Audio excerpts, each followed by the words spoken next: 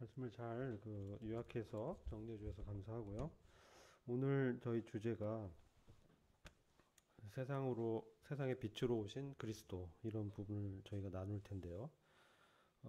7장에 이어서 저희들이 예수님을 대적하고 있던 이 유대 지도자들과 예수님과의 그 어떤 갈등을 보게 됩니다.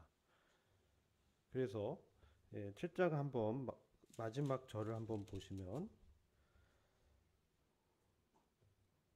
7장 마지막 절이 그리하여 각자 자기 집으로 돌아가더라. 그래서 주님을 시험하고 주님을 회방하던 바리새인들, 뭐 서기관들, 지도자들이 이제 주님을 믿지 않고 갈릴리에서 뭐 나사렛에서 선한 것이 나오겠느냐 이런 식의 인간적인 생각으로 주님 믿지 않았을 때 주님께서 이제 8장 이제 넘어오게 되면서 다시 감람산으로 가는 장면이 나오죠. 올리브산이라고도 하는데 감람산은 주님께서 기도하러 자주 가셨던 산이죠. 그래서 주님께서 이 순간에도 아버지께 기도하러 가셨다. 이 사실을 저희가 알게 되고 2절 보시면 그들이 이제 성전에 모였을 때 주님이 다시 성전으로 가셔서 그들을 가르치는 이런 장면이 기록되어 있습니다. 그죠? 그래서 주님께서는 그들을 포기하지 않으신다. 그리고 성전에 모여 있는 유대인들에게 주님에 대해서 계속 계시하고 계시다. 그리고 아직 주님의 때가 되지 않았기 때문에 주님께서는 계속 복음을 자신을 증거하고 계신 것이죠. 3절 이하부터 보시면은 아까 잘 요약 설명해 준 것처럼 간음하다가 현장범으로 붙잡힌 이 간음녀를 주님 앞에 데려오게 됩니다. 데리고 왔던 그 이유는 주님을 고소할 제목을 찾기 위해서 서기관과 바리새인들이 일부러 데려온 것이죠. 사실 그들이 이제 뭐 돌로 쳐서 죽일 수도 있었지만 예수님은 어떻게 이 상황을 대처할까? 그리고 분명히 잘못 대처할 것이다. 이렇게 생각했던 것입니다. 왜냐하면 모세의 율법에 따르면 간음 중에 잡힌 여인에 대해서 어떻게 됩니까? 돌로 쳐서 죽이도록 돼 있죠. 이제 그것을 알지만 만일 아까 이제 잘 말씀해 주신 것처럼 돌로 이제 죽이게 된다면 사랑을 전하던 세상에 구세주로 오신 우리 주님에 대해서 사람들이 이제 또 믿지 않게 되겠죠. 또 뭡니까? 돌로 쳐 죽이지 않았다면 또 율법을 지키지 않는다고 고소할 수 있겠죠. 진퇴양난인 거예요. 그때 주님이 어떤 행동을 하시냐면은 그들은 주님을 시험했지만 6절에 주님께서는 보시면 못 들은 채 하시고 몸을 굽혀 손가락으로 땅에다 쓰시더라. 이렇게 말씀하고 있습니다. 뭔가를 땅에다 쓰셨어요. 근데 뭘 썼는지는 우리는 모릅니다. 그날 당시에 이제 현장이 없었기 때문에 뭔가를 쓰셨는데 잘 몰라요. 여기에 대한 추측을 많이 하죠. 예전에 제가 어렸을 때 이런 영화를 보면 예수님이 이 땅에다가 사람들의 죄를 적었다. 뭐 이렇게 풀어서 해석한 영화도 있었어요. 그래서 어떤 애 보면 너는 무슨 도적질죄 무슨 죄 이게 막 떠오르니까 사람들이 이제 부끄러워서 그 자리를 피했다. 뭐 이렇게 이제 해석하는데 어, 뭔가를 적었지만 내용은 모릅니다. 아무튼 땅에다 손가락으로 직접 쓰셨다는 거예요.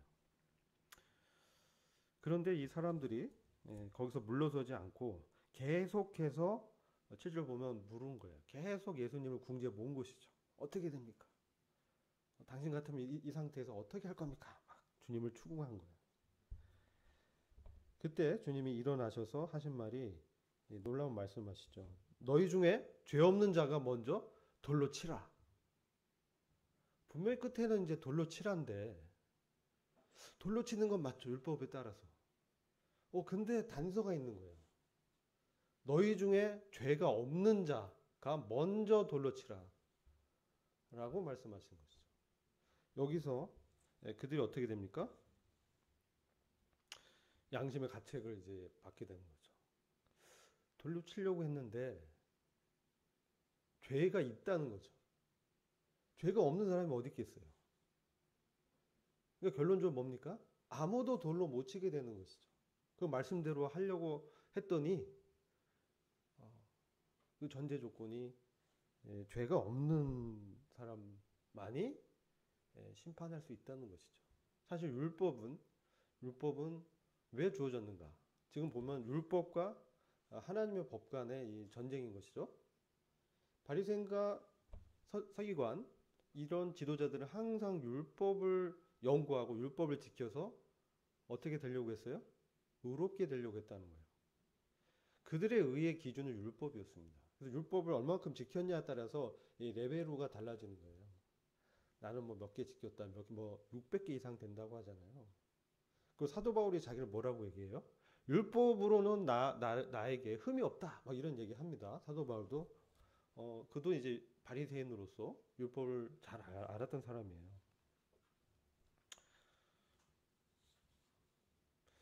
그러나 예수님의 이러한 이 권위 있는 하나님의 말씀 앞에 그들이 직면하게 된 것이죠.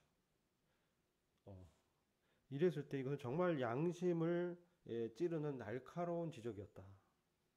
사실 이런 말씀을 한 번도 그들이 도전받지 않았겠죠.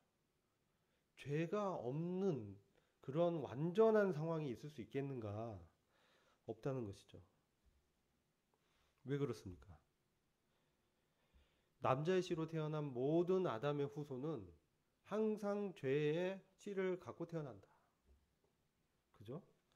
그래서 그런 사람들에겐 자격이 있을 수가 없는 것이죠. 그리고 두 번째 주님께서 다시 몸을 굽혀서 손가락으로 쓰시는 거예요.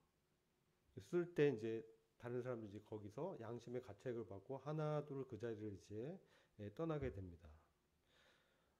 주님의 말씀의 권위 앞에 그들이 도저히 나갈 수 없던 것이죠. 그래서 그 주님의 그 말씀의 권능이 어떠했는가 우리가 알 수가 있습니다. 근데 여기서 왜 두 번이나 그렇게 쓰셨을까?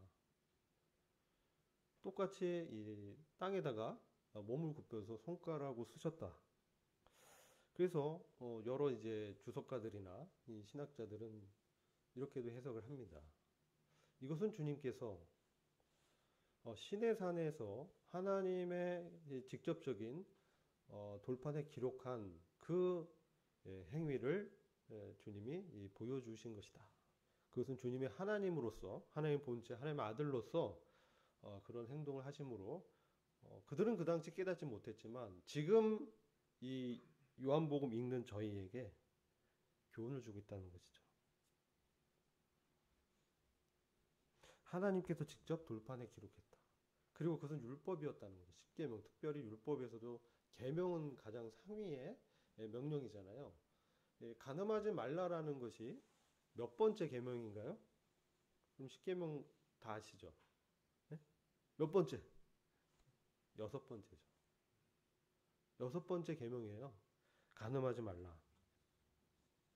지금 이 계명도 어기고 또 모세 율법을 보면 혼인 전에 이런 간음했을 때 이제 잡혔을 때는 돌로 쳐서 죽이고 뭐 이런 이제 계명들이 율법들이라고 하죠. 그 기록되어 있습니다.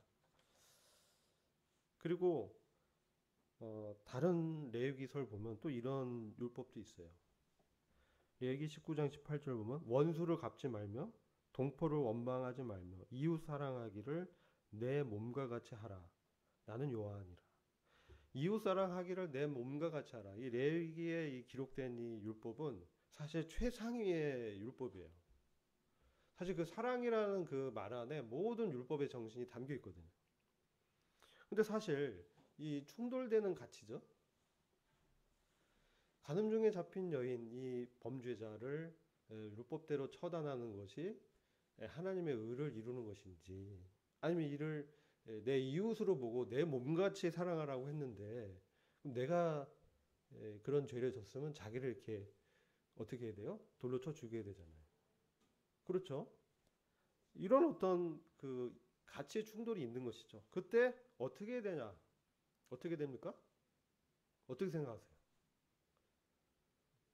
또 다른 이 복음서를 보면 이혼 증서에 대해서 이 바리새인들이 주님을 또 시험합니다. 그죠? 그럴 때 모세가 그 이혼 증서를 써준 것은 너희들의 연약함 때문에 써준 것이다. 이렇게 또 주님은 해석합니다. 그리고 안식일의 주인이 누구냐? 안식일에 또 어떤 일을 행한 것에 대해서 주님이 병자를 고친 것에 대해서 율법주의자들은 도전하죠. 시험하죠. 그들의 목표는 주님을 고소할 제목을 얻기 위한 것이지 주님의 그 가르침을 받기 위해서 한 것이 아니었다는 것이죠. 주님의 법은 어떻습니까? 사실 주님은 이런 말씀도 하셨어요.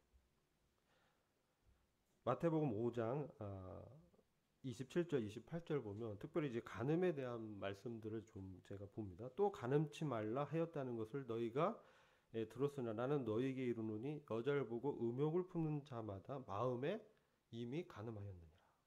주님의 법은 더 높습니다. 행동이 아니고 생각 자체로 간음죄를 졌다는 것이죠. 주님은 그 마음속을 살피시는 분이라는 것이죠. 이런 판단에서 본다면 또 야고보서 2장 8에서 10절 보면요. 율법을 지키다가 하나에 거치면 모두를 어긴 것과 같다. 이렇게 기록되어 있어요. 그죠? 율법이 많은데 예를 들어 계명에서 간음하지 말라 한 그것은 내가 지켰어요. 근데 뭐예요? 9번, 10번에 가면은 이제 탐욕에 대한 거 있잖아요. 탐심에 대해서. 내 이웃의 것을 탐내지 말라. 근데 여러분 어떻습니까? 특히 이제 자매들 뭐가 이렇게 좋은 거 보면은 어떤 그죠? 갖고 싶고 형제들도 그럴 거예요. 좋은 뭐 반지라든지 목걸이라든지 좋은 아주 그 화려한 옷이라든지 그런 거 봤을 때 막 나도 갖고 싶어. 라는 남의 것에 대해서 그렇게 마음을 품지 말라는 것이죠. 근데 이거는 난 지켰는데 저거는 못 지켰어. 나는 10개 중에 8개는 지켰는데 2개는 못 지켰어. 그런 사람하고 나는 9개 못 지키고 하나 지켰어.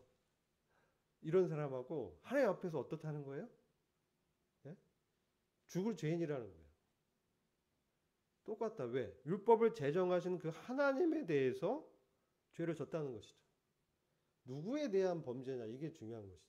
그 제정자에 대한 도전이요, 허물이요, 악이라는 것이죠. 그래서 너희 중에 죄 없는 자가 먼저 돌로 치라 했을 때 그들의 양심의 가책은 자기의 죄를 떠올렸을 거라는 거예요. 사실 나는 어떤 죄가 있는데 도저히 먼저 돌로 칠 수 없죠. 그 주님의 권위 있는 그 말씀 앞에서 그들의 죄성을 일깨워지는 그러한 찌르는 주님의 도전적인 말씀이었다는 거죠. 그 앞에서 이제 그들은 어떻게 해야 되냐? 사실은 거기서 양심의 가책을 받는 건 맞는 거예요. 그죠? 양심의 가책을 받으라고 이제 하신 말씀이죠. 너희는 다 똑같이 현장에서 잡힌 간음녀와 별반 다를 바가 없는 죄인이다. 그 말씀을 한 거예요. 그러면서 이제 손으로 쓰시잖아요. 그 이제 시내의 산에서 받은 돌판에 쓰여진 그 하나님의 그 돌판을 기록하는 율법의 정신을 이제 그들에게 일깨워 주는 것이죠. 그 땅에도 쓰잖아요. 돌판과 이 땅은 뭡니까? 소재가. 소재 좋아하죠. 소재가 흙이에요. 흙. 똑같다는 거예요. 흙이 굳으면 뭐 시멘트 굳히면 딱딱해지잖아요. 그 안에 이제 흙이 다 들어가요. 그건 뭘 상징합니까? 인간의 마음이에요. 인간의 영혼의 그 심령의 상태를 말하는 거예요. 땅이라는 거는. 돌은 그것을 이제 굳혀놓은 것이죠. 하나님은 우리에게 직접 말씀하신다는 거죠. 기록한다는 것이죠. 우리가 이 말씀을 대할 때, 이건 뭐 종이에 기록된 레터야. 이게 이제 율법주의자들이에요. 그래서 나 이거 막 지켜야 돼. 근데 안 지켜지는 것이죠. 율법을 왜 줬는가? 그것을 지키라고 물론 그 중요한 기준을 제시했지만 그것을 지켜서 구원을 받으라고 주신 건가요? 아니잖아요. 율법을 주신 목적은 뭡니까? 뭐예요? 율법은 몽학 선생이죠. 그럼 그 율법의 역할은 뭡니까? 죄를 심히 죄가 되게 하는 거예요. 죄를 지적하고 죄를 정하고 그들의 양심을 지적하는 것이죠. 그게 율법의 목적입니다. 왜? 내가 죄인이라는 것을 깨달으라는 거예요. 너가 하나 줬던, 2개 줬던, 10개 다 어겼던, 9개 지켰는데 하나 못 지켰던 똑같이 지옥에 가는 죄인이야. 죽을 죄인이야. 그래서 어떻게 하라는 거예요? 그래서 그냥 그 자리를 모면하기 위해서 피하는 게 율법의 목적입니까? 아니죠. 뭡니까? 주님 앞에 나와서 무릎 꿇고 천지의 주제시여 제가 저를 봤더니 저는 저 여인과 별반 다름없는 현장에서만 안 잡혔을 뿐 죄인입니다. 저는 주님의 구원이 필요합니다.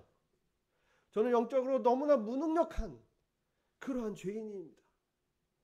이런 고백을 하면서 주님 앞에 엎드리고 구원을 요청했어야죠. 찔려. 피해야지. 이게 뭡니까? 종교입니다. 그래서 아담이 에덴 동산에서 뭘 만들었어요? 무화과 나무 잎을 만들었잖아요. 범죄한 이후에. 그걸로 자기의 치부를 가렸지만 해가 비치니까 무화과 나무 잎이 말라버린다는 것이죠. 이게 종교의 한계입니다. 그래서 이 본문에서는 그들이 그 하나님의 율법을 지켜서 의롭게 되려는 그 노력이 하나님 앞에서는 아무 의미가 없다라는 것을 그들에게 깨우쳐주고 너희들도 별반 다름없이 죄인이기 때문에 하나님의 구원과 용서를 구해야지 이 여인을 정죄할 자격이 전혀 없는 자들이다. 그렇게 주님은 그들에게 도전하는 것이었어요. 하나님의 그런 도전을 받았을 때 우리 어떻게 해야 됩니까? 근심해야죠. 가책을 받고 근심해야 됩니다. 이 정도는 괜찮아. 다 졌으니까. 이거는요, 그리스도인의 그 태도가 아니죠. 우리도 하나님 말씀 앞에서 이 땅은 우리의 영혼의 상태죠. 우리가 이 돌짝밭이나 길가는 아니잖아요. 그죠? 그렇습니까? 난 돌짝밭이에요. 아무리 말씀을 이렇게 줘도 그냥 처음엔 기쁨으로 받지만요. 제가 좀 어려우면 다 이 뿌리가 다 타버려서 가지고요. 하나마나 똑같아요. 구원받지 않는 사람이랑 똑같다는 얘기죠. 길가는 어떤 거예요? 막 말씀을 들어도요, 막 온갖 다른 생각들이 들어와가지고 말씀에 아무 의미가 없어요. 내가 길가에 있다는 얘기예요. 내 마음이. 가시밭에 뿌려진 그 씨는 어떻게 됐습니까?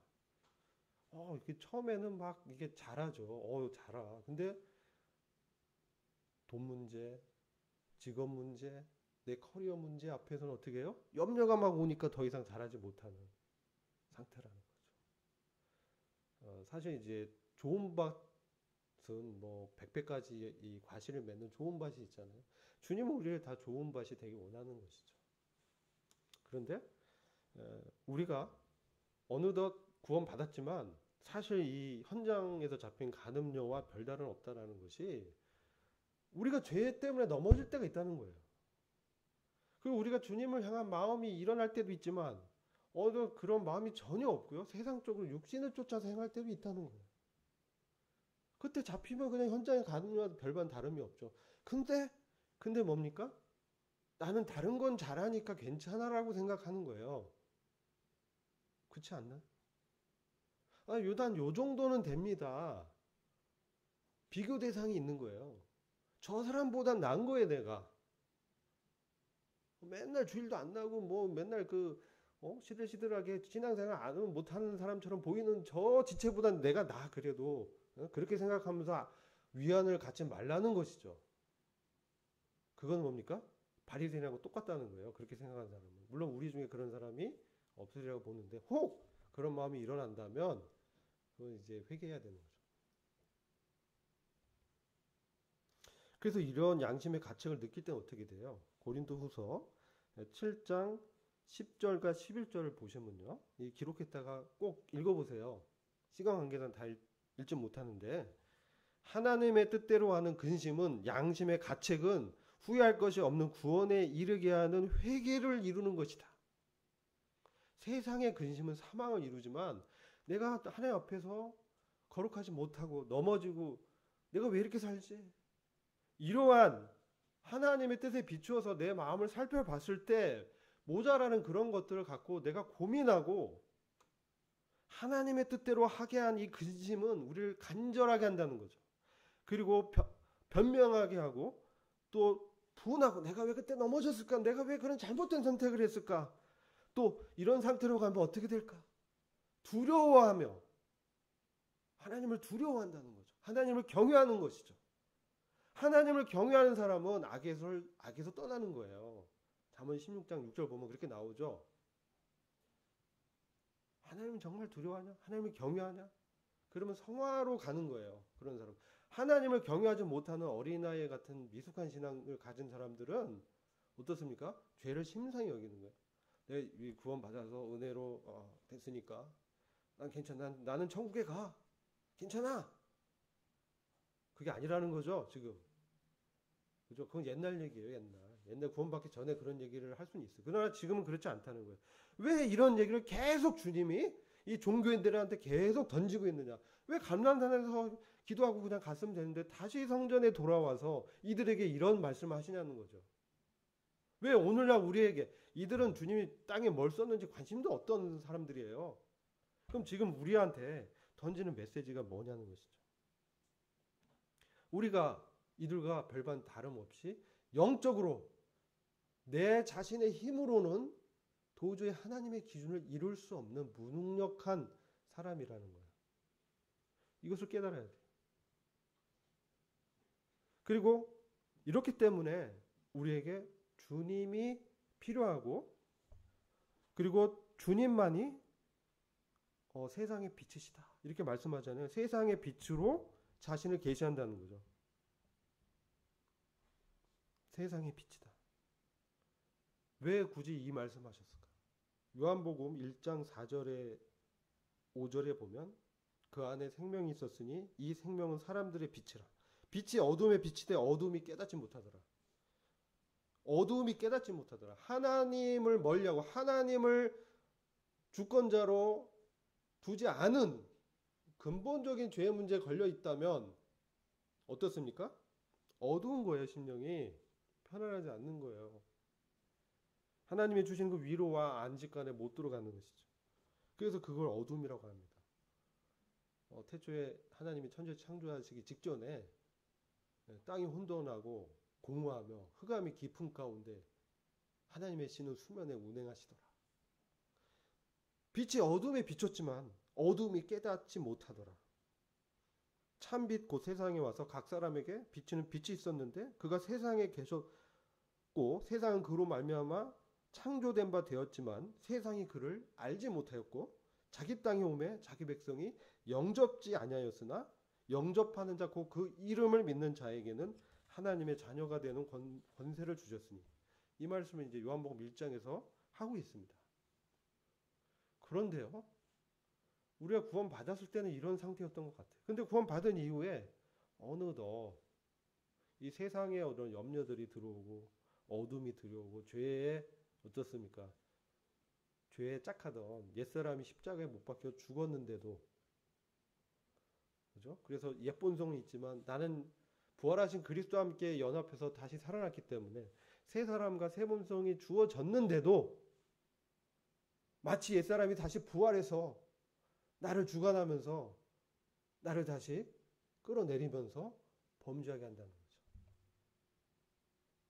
로마서 7장의 사도 바울의 생생한 구원받은 이후의 체험이잖아요. 그렇지 않나요? 우리가 그런 경험이 있지 않나요? 그렇다면 우리가 빛 가운데 지금 행하고 있지 않은 거예요. 우리는 어둠 가운데 있는 것이죠. 이 상태를 얘기하는 거예요. 신분이 뭐 구원받지 않았다 얘기를 하는 게 아닙니다. 성화를 다루고 있는 거예요, 지금. 그렇다면 우리가 이제 주님과 사귐이 있는지를 살펴봐야 되는 것이죠. 그래서 요한일서 1장 1절부터 10절까지는 태초에 있는 생명의 말씀에 관하여는 우리가 들은 바요 눈으로 본 바요 주목하고 우리 손으로 만진 바라 우리가 보고 들은 바를 너희에게 전함은 너희로 우리와 사귐이 있게 하려 함이니 우리의 사귐은 아버지와 그 아들 예수 그리스도 함께함이라. 만약 우리가 하나님과 사귐이 있다 하면서 어두운 가운데 행하면 거짓말을 하고 진리를 행치 아니함이거니와, 그죠? 하나님과 내가 구원받아서 하나님과 사귐이 있다고 하는데 어두운 가운데 행하면서 있다면, 범죄한 가운데 머물러 있다면 거짓말한다는 거죠. 그렇기 때문에 우리는 어떻게 해야 되냐? 이런 상태에 그런 가운데 있다면 생명의 빛이 되신 주님 앞에 자신의 마음속에서 지적되는 그 죄를 어떻게 돼요? 자백해야 돼요. 저는 미쁘시고 의로우사. 우리가 우리의 죄를 시인하면, 자백하면 이게 죄입니다, 주님. 내가 구원 받았는데요. 내 안에 그 죄가 나를 끌어당기면서 나를 넘어지게 했는데 이건 내 안에 있던 죄입니다. 악입니다. 사탄입니다. 내가 사탄과 잠시 짝을 했습니다. 이것을 고백해야 되는 거예요. 토설해야 되는 거예요. 죄를 토설하고 주님 앞에 이게 나가는 것이 뭡니까? 빛 가운데 행하는 것이죠. 그랬을 때 어둠에 물러가고 우리가 주님과의 사귐이 다시 회복이 되는 것이죠. 그럼 저는 미쁘고 의로우사 우리 죄를 사하시며 모든 불의에서 우리를 깨끗게 하실 것이죠. 우리가 우리의 모든 죄의 대가는 다 갚아졌습니다. 그렇지만 우리가 때로 생활 속에서 넘어지는 이러한 죄들에 대해서는 어떻게 됩니까? 자백해서 이 우리의 더러운 발을 날마다 주님의 말씀의 물로 깨끗함을 입어야 됩니다. 그렇지 않으면 어떻게 됩니까? 그렇지 않으면요, 우리가 주님이 원하시는 그런 구원의 영광에 들어갈 수 없는 거예요. 그래서 주님은 여인에게 죄를 짓지 말라라고 당부하시잖아요.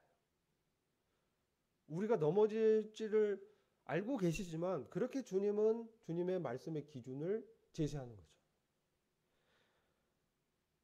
그럼 어떻게 살아야 되냐? 죄를 짓지 않는 삶은 어떻게 삽니까? 그런 완전한 지경에 우리가 어떻게 우리는 그런 완전한 지경을 목표로 하고 주님 앞에 내 자신을 어떻게 돼요? 그분의 그 말씀의 빛 앞에, 그 세상의 빛이요, 그분의 말씀 앞에 나의 양심을 날마다 비추는 것이죠. 이전에는 내가 이걸 통해서 의로워지려고 그렇게 했지만 구원받는 이후에는 이미 하나님의 의가 우리에게 주어졌기 때문에, 이미 우리 온몸은 깨끗해진 자이기 때문에, 그죠? 그렇기 때문에 이런 발에 먼진 때와 더럽혀진 이런 흙들은 떨어내야 되는 거예요. 자백하고 이렇게 해야 되는 거예요. 이런 삶을 여러분들이 연습하셔야 돼요. 이 정도는 괜찮아. 나 구원 받았는데, 그것은요, 육신을 쫓는 것입니다. 그것은 썩어지고 부패한 열매를 얻는 거예요. 그래서 우리가 무엇보다 어떻게 됩니까? 하나님의 말씀을 잘 들어야 돼요. 이게 중요합니다. 믿음은 어디서 나요? 오직 의인은 믿음으로 말미암아 살리라. 근데 말씀은 잘 안 듣는다? 믿음으로 살 수가 없죠. 자기 생각대로 사는 거예요. 근데 여러분 이제 레마의 말씀 뭡니까? 내가 너에게 이런 말이 영이요 생명이니라. 살리는 것은 영이니 육은 무익하니라. 말씀을 이제 우리가 받을 때 그것을 내 것으로 적용해야 돼요. 그럼 어떻게 돼요? 어떻게 되겠어요? 주님 이 말씀이 내 삶에서 실제가 되게 해주십시오. 지금 제가 이것을 간절히 구합니다. 이런 주님의 생명이 나타나는, 주님의 그런 능력이 나타나는, 주님의 성령이 충만한 그런 삶을 살기를 원합니다. 주님. 이런 기도를 드려야죠. 그런 간절함이 없다면 주님 이런 간절함을 저에게 주십시오. 이 땅의 삶을 낭비하지 않게 하십시오. 여러분 이제 말씀을 마치려고 해요. 여러분 문화 비유와 달란트 비유를 보시면 참 끔찍한 말씀이 있어요.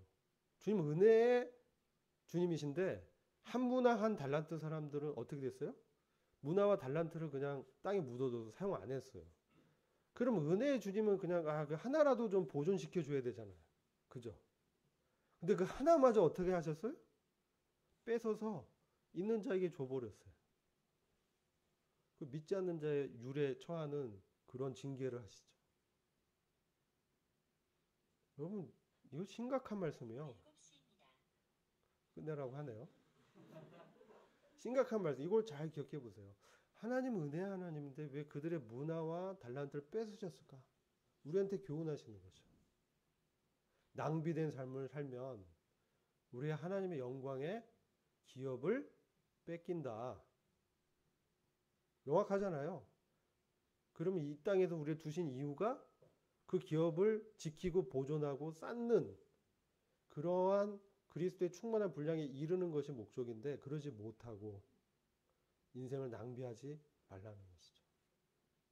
기도하겠습니다. 아버지 하나님, 저희들에게 참 간음 중에 잡힌 이 여인에 대한 말씀을 통해서